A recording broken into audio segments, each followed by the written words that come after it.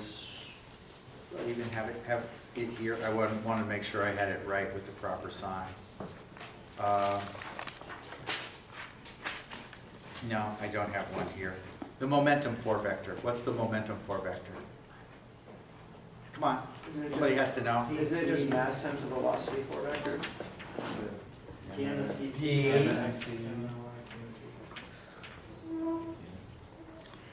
Gamma C, no, that's position. Oh no, C, I can't remember. Gamma CT, comma X, comma Y, comma Z. Yeah, okay, gamma CT. Well, no, the gamma's outside the entire thing. Oh, Are you talking about the energy or the momentum 4 vector? yeah, Okay, so that's. somebody fix this for me, it's Would not that be an right. MC? You know what? Is it the momentum 4 vector just gamma times mass times velocity? This is what I'm gonna say, you're all supposed to know what that is. And so, next class, I'm gonna look at it before I come to class. And then I'm gonna say, well, of course, it's obvious, this is what it is. But you should all know it, you should have corrected me. Just E over So C. it's really your fault that I didn't get this right. It's just with an M. Where should we have seen that before? There's an M in there. Yeah, it's just that with an M. I said that. Gamma MC. Yeah, gamma. Under times your gamma voice, M times apparently. F1 and H2. Apparently. Okay, So. so anyway, you all know what the momentum 4 vector is. No, we don't. And what we need to do, what we're going to construct as we go along, are equivalent 4 vectors for potential and for fields. And well, actually, the potential 4 vector will be the important one that we'll be working with. And these 4 vectors have got to obey certain transformational characteristics. And the transforms that we're going to have to put them through are going to be 4x4 matrix operations on the vectors. Okay. So I'm going to take a moment to for this class to discuss different kinds of vectors. So if I've got a real vector that points from one point to another, okay, I can express, so that's my vector R. I would express that vector R in some frame or coordinate system as, let's say in this particular case, a distance in the x direction, so a x hat, right, plus a distance in the y direction, so the y hat. And what I'm actually doing when I write that vector is I'm expressing the coefficients that are necessary. So I might write a vector that describes that as AB. Right? Those are the things that multiply the unit vectors, that tell me where a point is. Right? But I could, equally well describe that R so I'll redraw it. By a different set of unit vectors. Maybe I have another vector here that I'll call x hat prime, all right? And I deliberately made it shorter, points in that direction. And I'll have another vector in some other direction. I didn't even put it at right angles. That I'll call y hat prime. And I can express that position in terms of x hat prime and y hat prime. As long as x hat prime and y hat prime aren't parallel to one another, I can construct the space. I can find any point in space, right? But I've got another set, and these aren't for motion yet, all right? Another set of coefficients that multiply each of these x hat and y hat primes in order to find that point in space, that distance. Okay? This thing is a vector. And the thing that describes the vector are those coefficients that describes the vector in this frame, in this coordinate system, are the coefficients that multiply. It's really, once I've selected my coordinate system, it's A and B. All right? when I undergo a transformation from one frame to another or one coordinate system to another, then I am doing two things. One is that I'm expressing x prime, the unit vector in that space, in terms of, I will have to do this, let's call this A, B, C, D, D x hat plus E y hat. What I'm actually doing is expressing the unit vector, the basis vectors for this system, in terms of the basis vectors for that system. These D and E don't have to be anything like A, well, they do have to be like A and B, but it actually will turn out that they have to be inverse to A and B. That is, let me choose a simple system. Over here, I chose the unit vector in X, for example, to be that. So that's X hat, that little thing there. And there are A of those across there. Doesn't have to be an integer, right? But that's X hat. Now I could go over here and I could say, in this other coordinate system, I'm going to make X hat that big, right? So the coefficient that it takes to make that is the new thing, A prime, right? And A prime is going to be smaller than A because there are fewer X hats to get from here to there than there are over there. So in this case, yeah. But I also have the conversion between X prime hat and X hat, right? X prime hat is some number, what did I call it, D, times X hat in that case. So there's a vector, or there's a matrix that converts from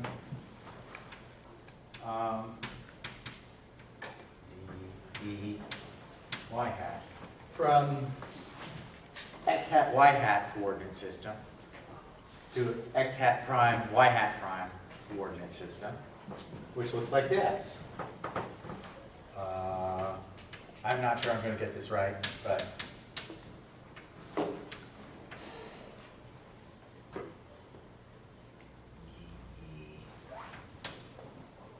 sorry. Yeah. No, I didn't get that right. But you get the idea, I hope. Isn't it supposed to be a matrix? There could have been other terms. So there should have been an E over here, Y hat, and then it would have been DE, right, to convert from between the two. So maybe I'll continue. So I'll call this F plus G X hat plus G Y hat. And so my conversions do look like this, okay? X prime is equal to D over E X, all right? I've got a set of conversion vectors that take me from one basis to the other. And I've got a set of conversion vectors that take me from one vector to another, right? Now let me make sure that I get these two things straight. The thing that describes the vector itself and transforms when I go from reference frame to, from coordinate system to coordinate system in a way such that if I make my unit vector shorter, then I'm going to need more of them, okay? Is called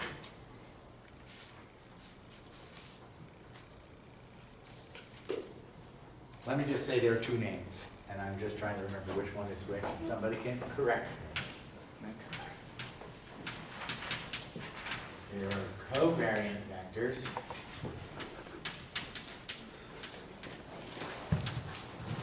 and contravariant vectors. One of those describes the way, or transforms in a way, such that when you change the basis, here I'm making the basis vector longer, the unit vector longer, right? So now, when I make the unit vector longer, then the factor, the coefficient on that, is going to be, on the vector itself that I'm describing, is going to be less than 1, right? Make the unit vector longer, the number of them that I need grows smaller, right? But at the same time, I've got a conversion between this unit vector and that unit vector, and as that unit vector grows, the conversion between them grows, okay? So one set of conversions, the conversions on the unit vectors or the basis vectors themselves, scales in one direction. And the other set of vectors, of conversions, which tell you the actual position in space, scales in the opposite direction. All right? So that's the way that I think of covariant and contravariant vectors. One of them transforms when we change the frame in which we're measuring. Okay? One of them transforms like a vector, like the coefficients on a vector. And one of them, the other one, transforms like the coefficients on the basis. Okay? And I have forgotten which one is which. So let's see. Yeah. Contravariant vectors transform like the spatial vectors that we know. So contra, against. I am not sure what the logic behind that is. I would like it to be the familiar vectors transfer the way we like. Transform the way we like. But contravariant, this is your normal vector. And this one is the basis, how the basis transforms. Okay? So when we transform 4 vectors, we can transform the basis, and that would be the situation that we would use, for example, when we're talking about whether x actually contracts or not, right? We're changing the basis by which we measure things, right? Or we're actually measuring the distance between 2 objects, right? So the reason that I bring this up is because now, as I won't do it this class, I'll save it. When we get to relativistic transformations of 4 vectors, Ohanian uses in the textbook a denotation, the superscript or subscript is going to indicate which direction we're talking about, right? But whether it's super or subscript is going to tell you whether something that you are converting is a covariant vector or a contravariant vector. Are you converting the basis, or are you converting the distances themselves? Or the coefficients for the distances themselves, okay? I actually find it interesting. I don't know if this is in his general relativity textbook. How many of you are taking general relativity? Or general relativity? I don't know whether it's there or not, but I find it very interesting that he assumes that everyone knows it in this electromagnetics text. So he just proceeds to use superscripts and subscripts without mentioning which one's which. So what I've just given you is my experimentalists, solid state physicists, experimentalists, seat of the pants description, plausibility description of what the distinction between these 2 things is. And then as we do the arithmetic, I'll try to be a little bit careful about what it is that we're converting, what are we transforming. But I wanted to point out to you now that all this superscript, subscript business has to do with whether we're working with contravariant or covariant vectors. Okay? And again, Ohanian just assumes that you know it. And I'm not sure that I can figure out where he thinks you know it from. But that, for me, caused a real problem last semester with students in the class, because he was just busily switching superscript and subscript, and I was referring them to Napolitano's notes on this, and I will continue to do that because his notes are pretty good. But his description of covariant and contravariant is, how many of you have read it? Yeah, okay. He likes to use the analogy of lasagna and spaghetti, I think it is. And that's something that points along the pasta and perpendicular to the pasta, or something like that. So, and to be honest, I didn't really get it. There's actually, I will post a site, there's a professor at Swarthmore who I thought got it pretty good.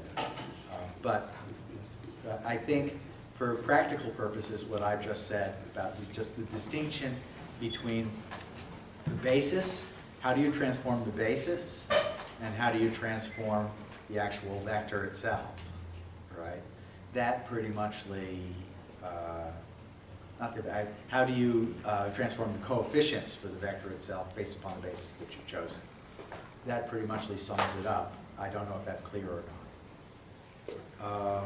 Okay, so next class, I will introduce 4 vectors. And then we'll we'll use 4 momentum, energy, and potential in electromagnetics to do the full transformations between electric and magnetic fields. Okay.